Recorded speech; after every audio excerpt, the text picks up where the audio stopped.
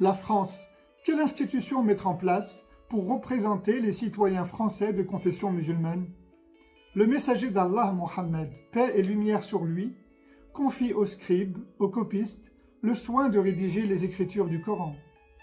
Les scribes, les copistes, présentent alors une notice explicative et codifiée du Coran, puisqu'en réorganisant les sourates, ils mettent ainsi en évidence, pour chacune d'entre elles, son lieu de révélation d'origine, tantôt la Mecque, tantôt Médine. Vérifie par toi-même, à la fin du Coran, dans la table des sourates. Par ce procédé original, l'intelligence des copistes laisse apparaître un mode d'emploi qui sert à protéger et à verrouiller à tout jamais le Coran et son interprétation contre une probable malversation et toute tentative de falsification.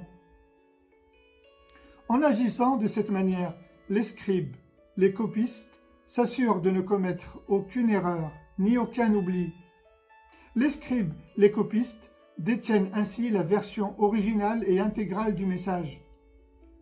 Personne en dehors d'eux n'a reçu une telle confiance. Ils sont à présent les seuls garants, gardiens de la révélation. Par conséquent, la question des interprétations du Coran n'est confiée à aucune institution après eux, ni en dehors d'eux, ni même à une hiérarchie quelconque, encore moins à une organisation islamique quelle qu'elle soit, raison pour laquelle il n'y a pas de clergé en islam.